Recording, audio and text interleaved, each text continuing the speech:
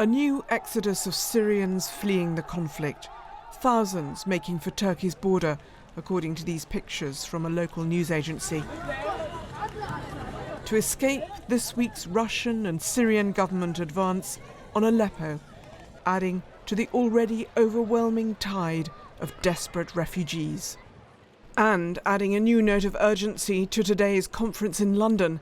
Assembled leaders heard that with 13.5 million displaced inside Syria and 4.5 million more outside, Syria's neighbours are near breaking point. 30,000 new refugees escaped from 10 camps where 70,000 are living, and they are rushing to Turkish border in order to have a safe haven free of the airstrikes of Russian planes. Soon, Lebanon will no longer be able to contain an eruption that could involve further migration to distant shores, destabilization, and evolved security threats. Last year, the world only gave the United Nations half the aid it needed. So in the end, food rations to refugees had to be cut. One reason so many decided to move on to Europe. Which means today in London, there's new self-interest. Give aid to ease conditions in the region and maybe stem the flow coming towards Europe. But will it work?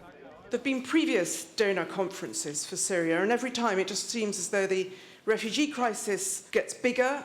Isn't there a danger the same thing is happening this time round and all your impressive pledges will ring rather hollow?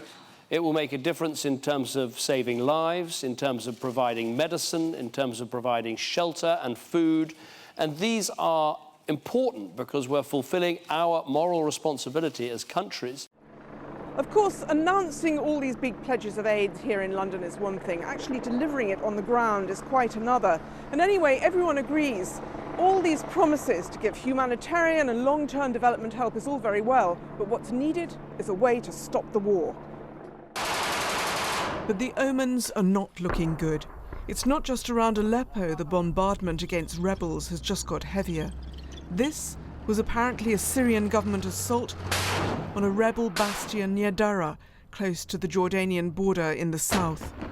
And all this fighting last night caused the fledgling peace talks in Geneva to break down when they'd hardly begun. Back at the Kilis border gate, thousands wait, desperate to be let into Turkey, uncertain who will help them. However impressive the pledges in London, this momentous conflict doesn't look any nearer to a close. Bridget Kendall, BBC News in central London.